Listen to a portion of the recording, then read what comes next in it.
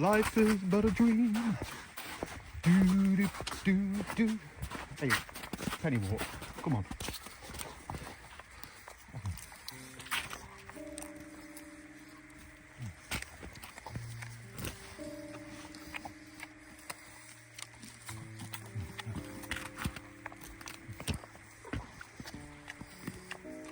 No, no, come on, let's not get carried away. Come on. Come on. Send you normal. Come on, civilized. Good lad. You're a good lad. I'm sorry. Just a bit of fun for them people.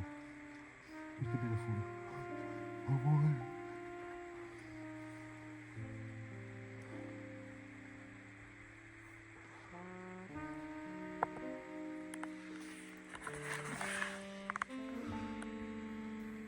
It's not funny, Joss.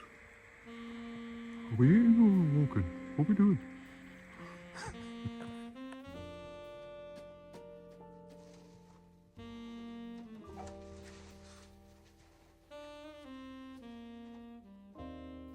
Hello, my friends.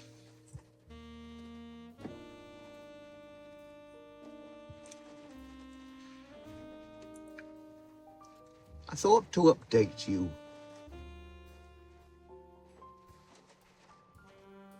on the whereabouts, thoughts, muses, trials and tribulations I am living through. Perhaps to some extent that we are living through. We are living in interesting times, are we not? I'm sure you're aware that that phrase comes from is it Japanese or Chinese curse? My apologies, by the way, for the noise behind. It is pouring with rain, as it has been doing for about the last 2 months, non-stop. And my wind turbine is spinning on the roof, but it's doing a good job, so I'm not going to stop it. And I'm not off out in the rain to stop it either. Go up on the roof of the van. Yes, the curse, Oriental, let's just call it. Probably not politically correct. But let's start as we mean to go on. But yes,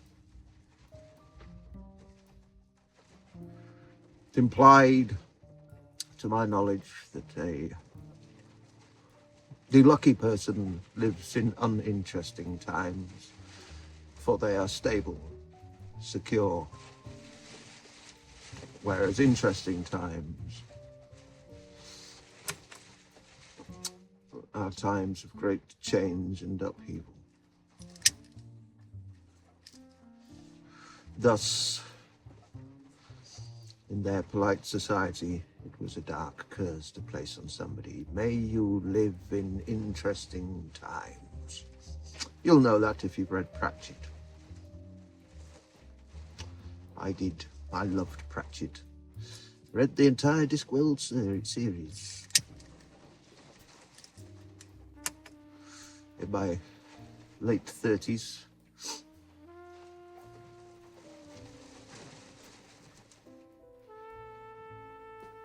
Give it another 10 years and I will have forgotten them. So I might start again. I thought it was an amazing series of books, particularly because they were written over the course of a man's life. And so you could see his intellect, philosophy, politics, and all the rest developing as he aged through the books, through the evolution of Discworld itself.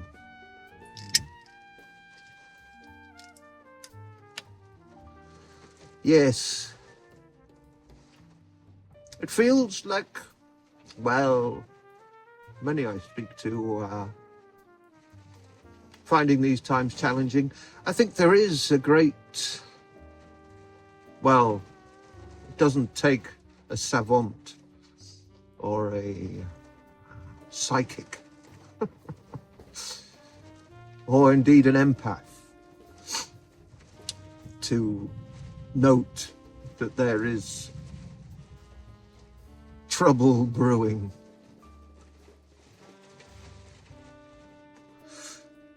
It just depends, I suppose, which side of the fence or fences one sits upon, where one perceives that trouble brewing, but one way or another, I think everybody is in agreement that we are in a terrible pickle. Yes. A day doesn't pass when that frustration grips me.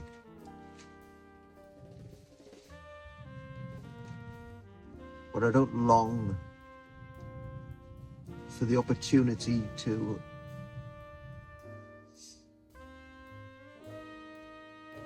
express my fury at the corrupt, the greedy, the warmongering. It frustrates the old warrior gods whispering in my ears. Frustrates the warrior blood in my veins. How I wish 'twere as simple as it once was. But it is not. What can one do against an aircraft carrier? Against a surveillance state?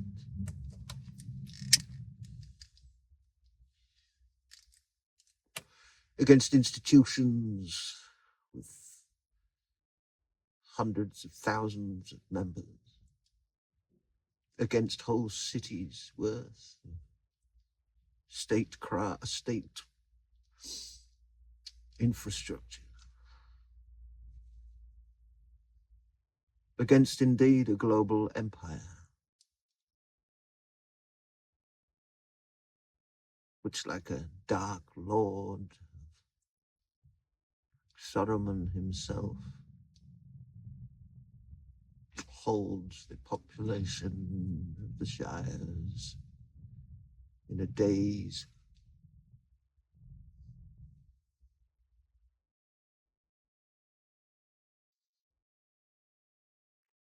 Like we are possessed.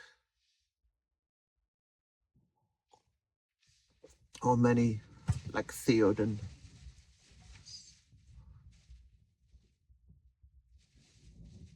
given to believe the whispering lies of the Dark Ones. How I wish I could ride out on Arthur's back, raise a flaming sword upon a mountain top, and cast shards of light across the nation, and wake it from its slumber.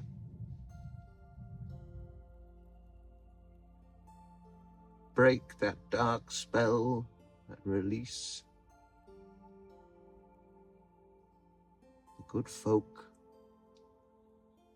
from the chains of those lies binding them, so they might protect what is theirs, and stand nobly and bold for truth and justice. How I long for that. But it seems they have made such things a childish fantasy.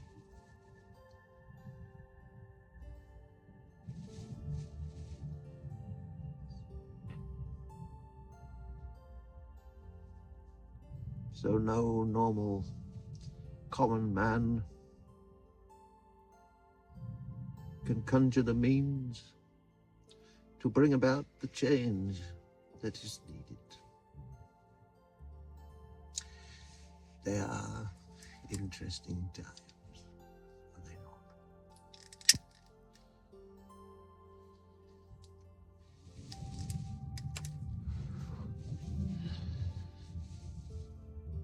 So I am racked with conflicting thoughts.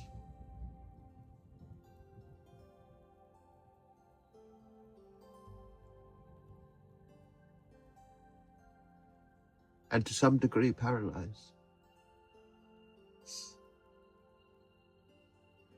I wish to speak to that.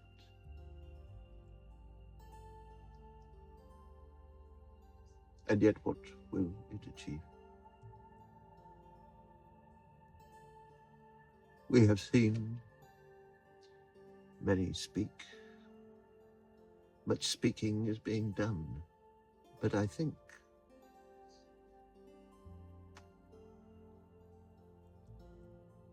there is little to talk about anymore. For if one cannot see the necessity now,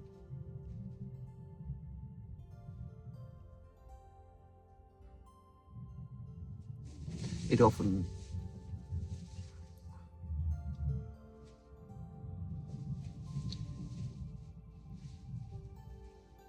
my mind often plays upon that. Where is the point? Where is the line in the sand? At what point?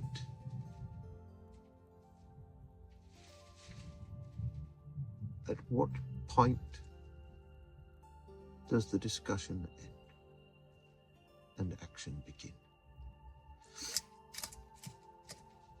At what point is a conclusion drawn? Unquestionable, undebated, indubitable.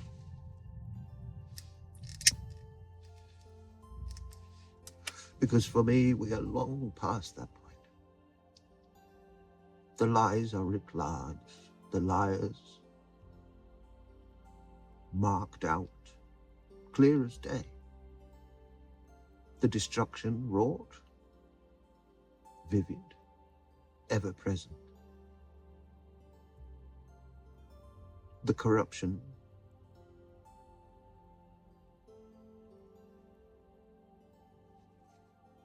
indisputable. The web of evils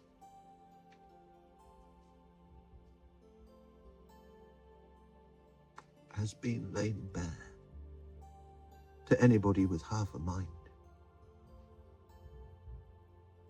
And I will not list them. There are many.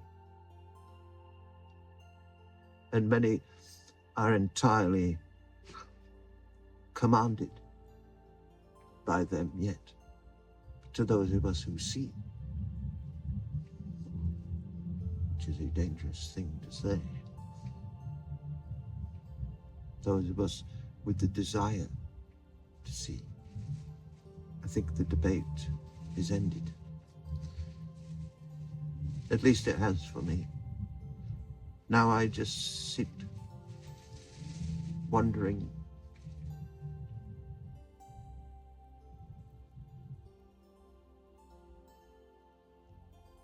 whether knowing that, whether in that knowledge, do we just watch it crumble? Is that the fate of those who see?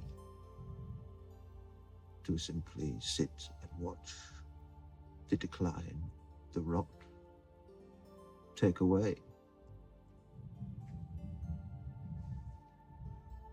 To comfort oneself only with the thought that the great wheel will keep on turning, and perhaps in 100, 200, 500 years,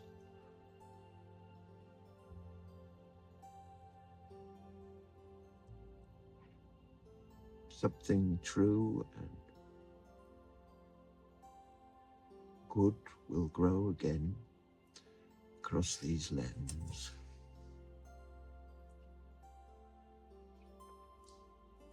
Is that the curse of living in interesting times? Or will a moment come when people are released from that paralysis, when the veil is lifted, and suddenly people recognize their power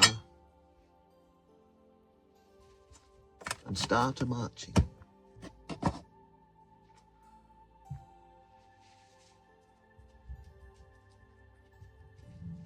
toward the liar's gates.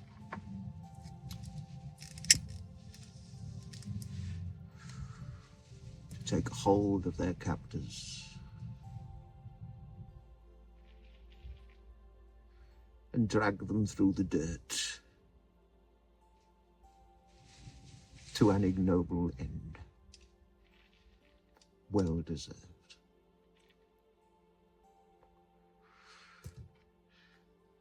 This I muse upon. Yes.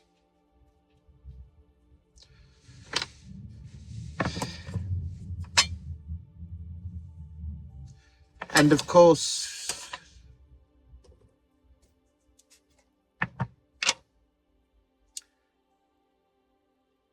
anybody listening will be inclined to say, don't worry yourself, Jess. And I do not. These are things I have lived with for many years and do live with.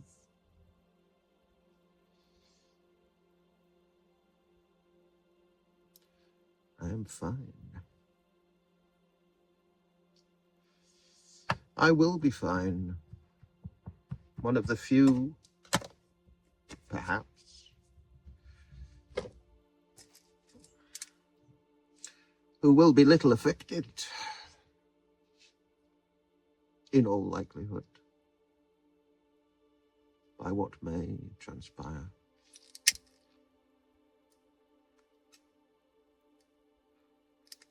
But I hate to see it, and I worry for my nephews and nieces. I worry for the Britons left in that wasteland, fragmented, frustrated, competing for the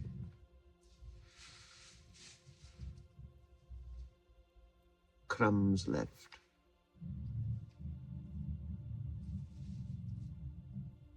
In the ruins of a bygone age of prosperity.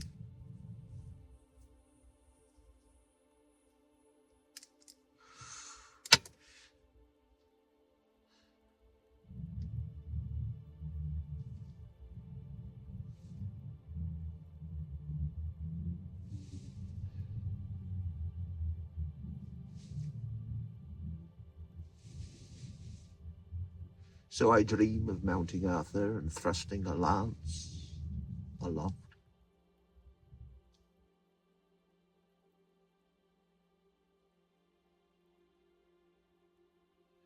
And as I see that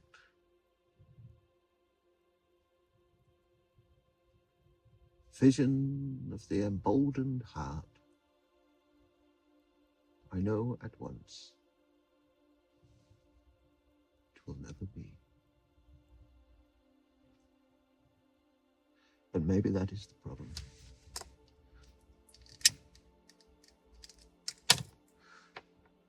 Maybe that is the sorcery.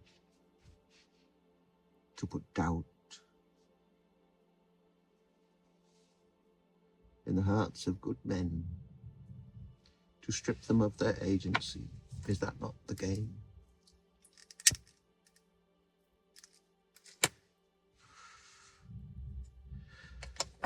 Is that not the oldest trick in the book?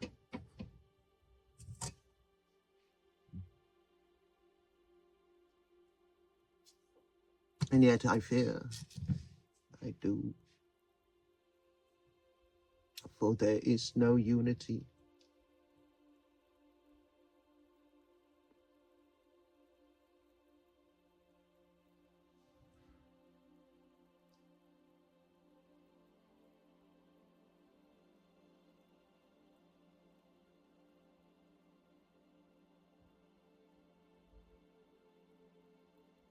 and I fear the breaking up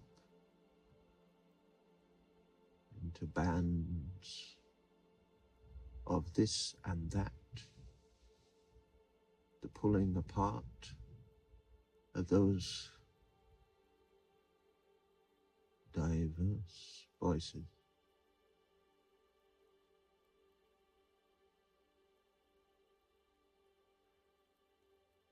Will make the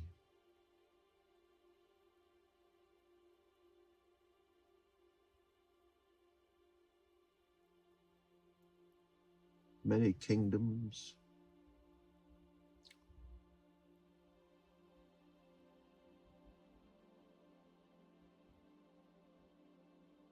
of petty kings, princes and warlords that the Vikings found when they landed here, perhaps, or perhaps the Anglo-Saxons found, will make that tableau of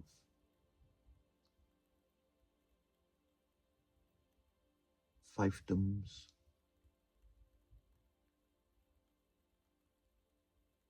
seem like a utopian dream of unity in comparison to what may come. And if that doesn't come,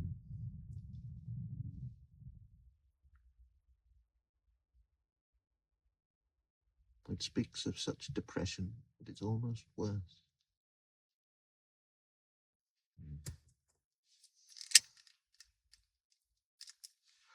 But Christmas will soon be here. Arthur is well, standing snoozing outside.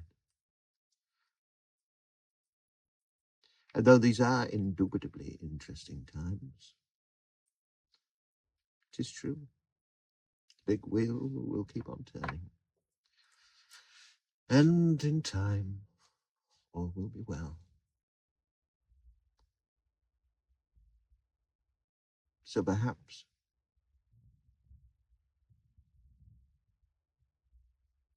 tis just a case of accepting that these are interesting times. But I struggle with it. Oh, I do. Oh, I struggle so. Perhaps that is just my ego, but I think not. For if there's one thing I cannot stand, abide, nor tolerate, 'tis a liar. And to see them leading us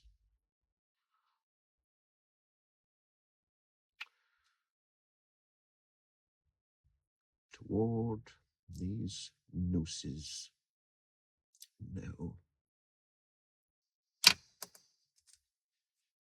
I don't like it one bit. It is demeaning, belittling, insulting, offending.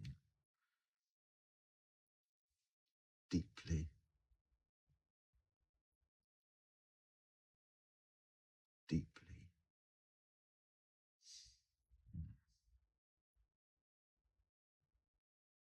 I think that is all.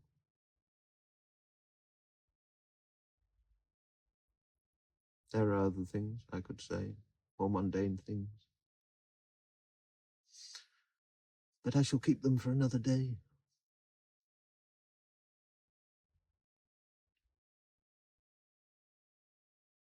Do not fear, but see, and know it to be true. Stay dangerous, good people. I've been looking Cheerio. for you Bye. for a long time, for a long while. Wait till the storm passes through, while the river runs dry. Don't look back, I need you tonight. your name. Don't look back, I need you in the morning with the wind and the rain.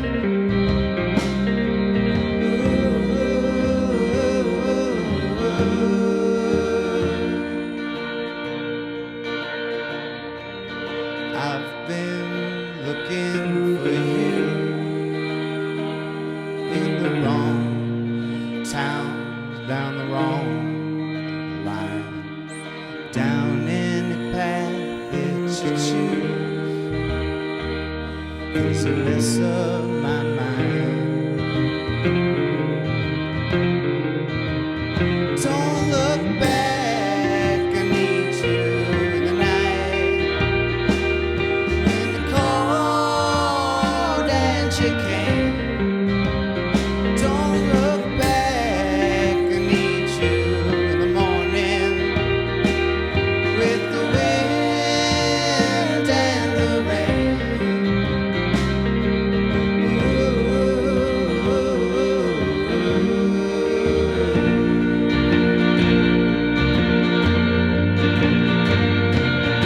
I've been looking for you, my love, the dead leaves, the tall grass. Watched as you set yourself loose when I needed you most. Don't look back, I don't need you in the night when you called out my name.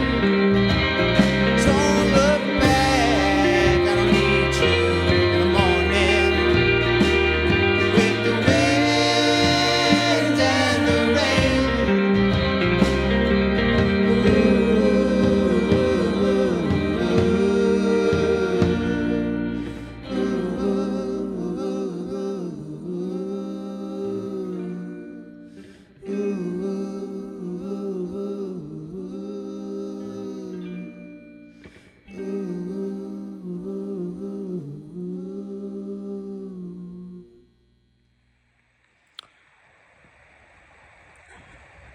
The favourite part of my day is undoubtedly having a snooze with Arthur.